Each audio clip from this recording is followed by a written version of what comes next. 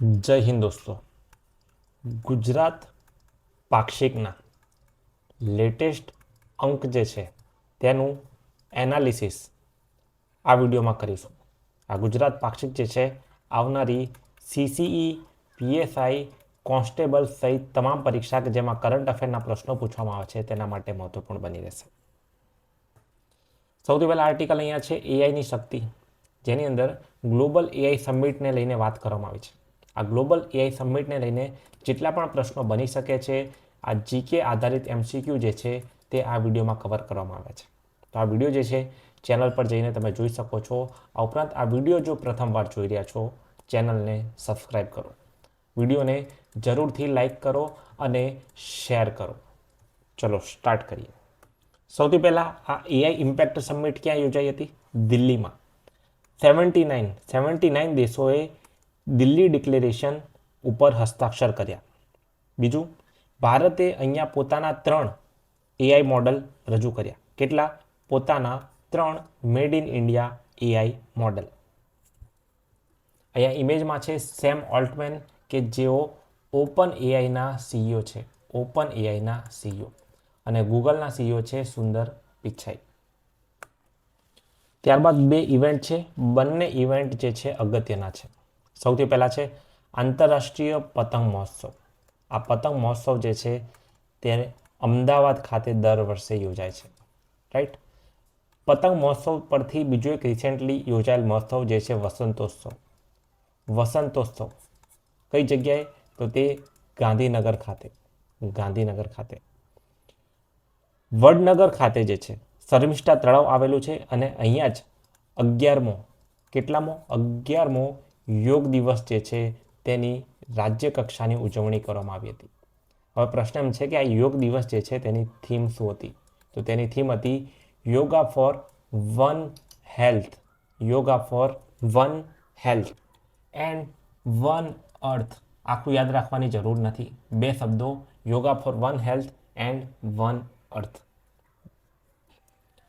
હવે જે આ આંતરરાષ્ટ્રીય પતંગ મહોત્સવ એટલે કે કાઇટ ફેસ્ટિવલ હતો, તેમાં જર્મનીના ચાન્સેલરે હાજરી આપી હતી, જેમનું નામ છે ફેડરિક મર્ચ. પછી આગળ આર્ટિકલમાં 2 અગત્યના મહાનુભાવો જે છે તેમની વાત કરવામાં આવે છે. આ આર્ટિકલ જે છે તે મન કી બાતવાળો જે પેજ છે તેમાંથી લેવામાં આવ્યું છે. સરદાર વલ્લભભાઈ પટેલ અને ભગવાન બિરસા મુંડા 150મી જન્મ જયંતિ જે છે ઉજવવામાં આવી. 150મી. જે સરદાર પટેલ છે તેમના યાદમાં કરમસદથી સ્ટેચ્યુ ઓફ યુનિટી સુધી યુનિટી માર્ચ એટ 150 આ રીતની પદયાત્રા. ત્યારબાદ છે ભગવાન બિરસા મુંડા. ભગવાન બિરસા મુંડા જે છે તેમની યાદમાં જનજાતીય ગૌરવ દિવસ જે છે તેની ઉજવણી નર્મદાના ડેડિયાપાડામાં કરવામાં આવી હતી. Locations are important. જો નર્મદા જે છે ડેડિયાપાડા, અહીંયા શું આવશે? તો અહીંયા આવશે જનજાતીય ગૌરવ દિવસ. જનજાતીય ગૌરવ દિવસ નર્મદામાં. તો પછી આ યોગ દિવસની ઉજવણી ક્યાં કરવામાં આવી હતી? યોગ દિવસની જલ્દીથી રિકોલ કરો. યોગ દિવસ જે છે વડનગર ખાતે. વડનગર ખાતે. તો પછી આ પ્રજાસત્તાક દિવસની ઉજવણી ક્યારે કરવામાં આવી હતી? પ્રજાસત્તાક દિવસ જે છે રિપબ્લિક ડે, તેની ઉજવણી ક્યાં કરવામાં આવી હતી? તો ઓફિશિયલી નવરચિત જિલ્લો વાવ થરાદ. વાવ થરાદ ખાતે જે છે પ્રજાસત્તાક દિવસની ઉજવણી કરવામાં આવી હતી, રાઈટ. તો જનજાતીય ગૌરવ દિવસ જે છે તે આવશે નર્મદા ડેડિયાપાડા ખાતે. ટુ બી પ્રિસાઇઝ ડેડિયાપાડા. તો આ થઈ ગયા રિસેન્ટલી ગુજરાતમાં યોજાયેલા અગત્યના ઇવેન્ટ્સ. આ ઇવેન્ટ્સ ક્યાં યોજાયા હતા એ યાદ રાખવાના છે. દોસ્તો, બજેટ જે છે ગુજરાતનું તેને લઈને ઓલરેડી વિડીયોઝ અવેલેબલ છે. ગુજરાત પાક્ષિકમાં બજેટને લઈને બ્રીફલી ડિસ્કશન કરવામાં આવ્યું છે, પરંતુ બજેટ જે છે એક આ વિડીયો જેમાં વન લાઇનર સ્વરૂપે અને બજેટનો બીજો વિડીયો જેમાં બજેટની યોજનાઓ છે, આ બંનેનું ડિસ્કશન આપણે ઓલરેડી યુટ્યુબ પર કરી ચૂક્યા છીએ. તો ખાસ તમે આ વિડીયોને ચેનલ પર જઈને જોઈ શકો છો. આ ઉપરાંત આ ગુજરાત પાક્ષિકની પીડીએફ અને જે ગુજરાતનું બજેટ છે તેની પીડીએફ જે છે તમે ફ્રીમાં ડાઉનલોડ કરી શકો છો ટેલિગ્રામ ચેનલમાં જઈને. ટેલિગ્રામ ચેનલ અને એપ ડાઉનલોડ કરવા માટેની લિંક જે છે નીચે ડિસ્ક્રિપ્શન અને કમેન્ટ બોક્સમાં મળી રહેશે. આ ઉપરાંત આવા જ કરંટ અફેરના વિડીયોઝ જે છે તમે એપ પર જઈને જોઈ શકો છો. અહીંયા તમને month wise current affair videos અને PDF મળી રહેશે. આવનારી તમામ પરીક્ષાઓ માટે જે છે સુપર કરંટ અફેર્સનું આ કરંટ અફેર્સ તમને ખૂબ જ ઉપયોગી બની રહેશે. તેનું રિવિઝન આ રીતના PDFની મદદથી પણ તમે કરી શકશો. ચલો નેક્સ્ટ છે ચિત્રકલા. આપણે ઓલરેડી ડિસ્કસ કરી ચૂક્યા હતા ગુજરાતના અંદાજપત્ર બજેટની અંદર કે જે નાણામંત્રી છે તેમને આ બ્લેક કલરની બેગ કેરી કરી છે. તેના પર આ રીતની ડિઝાઇન છે. આ ડિઝાઇન જે છે તે GPSC ચેરમેન જે છે તેમના વાઇફ દ્વારા તૈયાર કરવામાં આવી છે. તેમનું નામ છે બીનાબેન પટેલ, રાઈટ. આ ચિત્રકલાનું નામ શું છે? તો આ ચિત્રકલા જે છે તેનું નામ છે વારલી ચિત્રકલા, જે અંદાજે 1200 વર્ષ જૂની છે. શું છે વિશેષતા? તો તે વારલી જાતિ દ્વારા તૈયાર કરવામાં આવે છે, જેમનું બીજું નામ છે કુકણા. યસ, આ વારલી ચિત્રો જે છે તેને જ પચવી ચિત્રો તરીકે પણ ઓળખવામાં આવે છે. પચવી ચિત્રો એટલે કે નાગપાંચમના દિવસે દોરવામાં આવતા ચિત્રો. એટલે કે આ વારલી એટલે કે કુકણા જનજાતિ જે છે તેમના મુખ્ય દેવતા નાગ છે. અહીંયા થોડુંક મોડિફાઈ કરવામાં આવ્યું છે, બટ જનરલી ગેરું એટલે કે મરૂન રંગનો ઉપયોગ કરવામાં આવે છે. ચોખાની પેસ્ટ લગાવવામાં આવે છે અને મોટા ભાગે આ રીતે સેન્ટરમાં દેવતા અને આસપાસ આ રીતે ભૌમિતિક આકારો જે છે દર્શાવવામાં આવતા હોય છે. આગળ વધીએ CBDC તરફ. હવે આપણને ખ્યાલ છે કે બિટકોઇન જે છે, બિટકોઇનને ભારતમાં માન્યતા મળી નથી. ઇટ ઇઝ ઇલીગલ, ગેરકાયદેસર છે. આ બિટકોઇનના સેમ કોન્સેપ્ટ ઉપર જે છે કરન્સી તૈયાર કરી છે RBIએ, અને RBIએ તેનું નામ આપ્યું સેન્ટ્રલ બેંક ડિજિટલ કરન્સી. તેનો ઉપયોગ તો કરવો પડશે. યસ, તેનો ઉપયોગ અહીંયા થઈ રહ્યો છે. CBDC જે છે તેને પબ્લિક ડિસ્ટ્રીબ્યુશન સિસ્ટમ એટલે કે જાહેર વિતરણ વ્યવસ્થા જે છે તેના ભાગરૂપે લોન્ચ કરવામાં આવ્યું છે. કોના દ્વારા? અમિત શાહ દ્વારા. તો દેશનું પ્રથમ CBDC આધારિત PDS જે છે શરૂ કરવામાં આવ્યું છે. તમને ખ્યાલ હોય તો થોડા સમય પહેલાં જે છે ભારત ટેક્સી લોન્ચ કરવામાં આવ્યું હતું. કોના દ્વારા? તો સહકારિતા મંત્રી અમિત શાહ દ્વારા. આ PDS શું છે? તો એ જ જે રાશન પ્રણાલી છે ભારતની અંદર તુવેર દાળ, ઘઉં, ચોખા જે આપવામાં આવે છે તેના માટે CBDCનો ઉપયોગ કરવામાં આવશે. બીજી વસ્તુ યાદ રાખવાની છે, અમદાવાદમાં સાબરમતી ખાતે ગ્રેન ATM પણ શરૂ કરવામાં આવ્યું છે. ગ્રેન ATM કઈ જગ્યાએ? સાબરમતી ખાતે. તમે રિકોલ કરી શકતા હોય તો થોડા સમય પહેલાં જે છે LNG અને ડીઝલ આ રીતે બંને ફ્યુલથી, જેને કહેવાય છે ડ્યુઅલ ફ્યુલથી ચાલતી ડેમો ટ્રેનનો પણ પ્રારંભ કરવામાં આવ્યો હતો. કઈ જગ્યાએ? સાબરમતી ખાતે.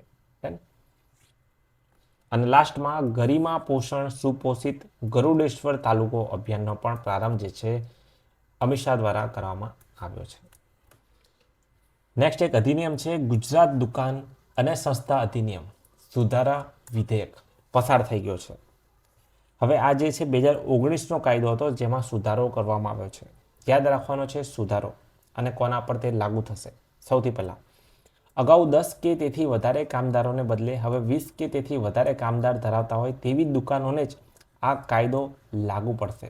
આ વસ્તુ ખાસ યાદ રાખવાની છે. કોને લાગુ પડશે? 20થી વધુ કામદારો જે દુકાન ધરાવતી હશે તેને.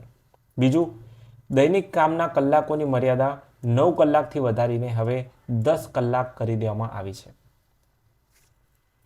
પછી સળંગ કામના કલાકો અને ઓવરટાઈમને આ બધું કંઈ યાદ રાખવાની જરૂર નથી. જસ્ટ આ પેરેગ્રાફ જે છે ઇમ્પોર્ટન્ટ છે.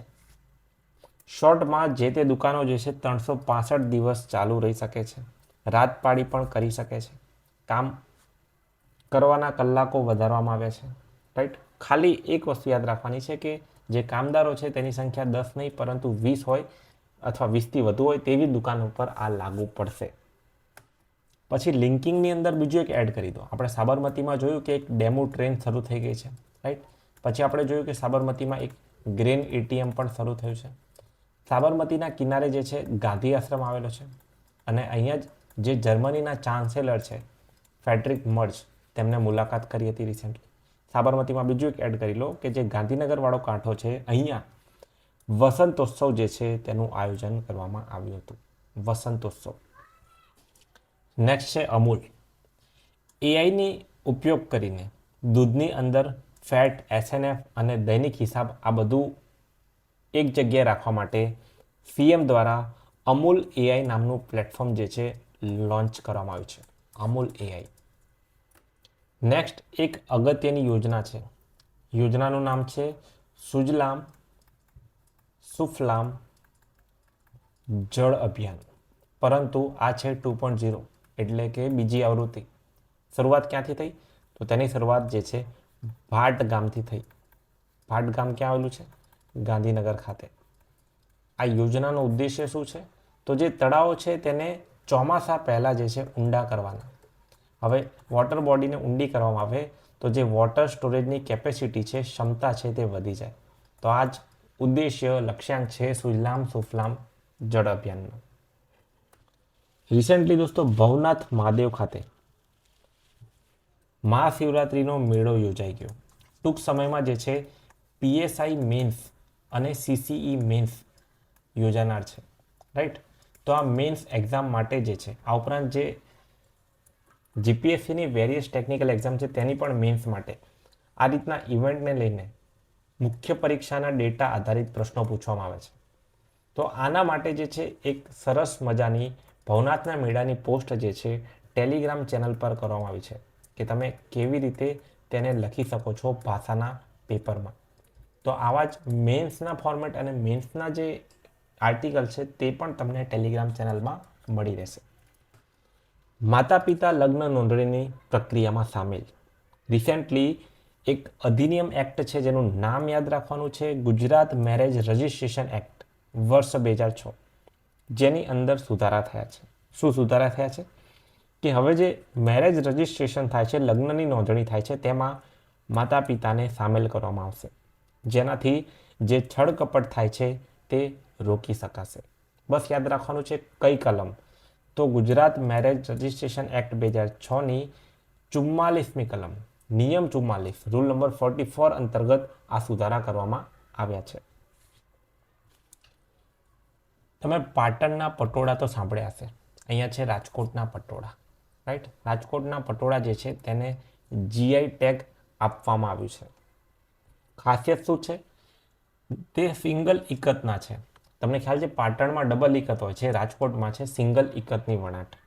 બીજું વાઇબ્રન્ટ કલર્સ છે, તેને બનાવવા માટે 30 થી 45 દિવસનો સમય છે અને માત્ર રેશમના દોરાથી તેને તૈયાર કરવામાં આવે છે. તેનું આયુષ્ય 50 વર્ષનું હોય છે. તો આ બધા જ કેરેક્ટરિસ્ટિકના લીધે તેને જીઆઈ ટેગ આપવામાં આવ્યો છે રાજકોટના પટોળાને. અહીંયા તમે ઇમેજમાં જોઈ શકો છો. તો આ હતું લેટેસ્ટ ગુજરાત પાક્ષિક. આ ગુજરાત પાક્ષિકના લેક્ચરની પીડીએફ જે છે તમે ટેલિગ્રામ ચેનલમાંથી ડાઉનલોડ કરી શકો છો. આ ઉપરાંત સુપર કરંટ અફેર્સને એપ પર જઈને જરૂરથી ચેકઆઉટ કરો.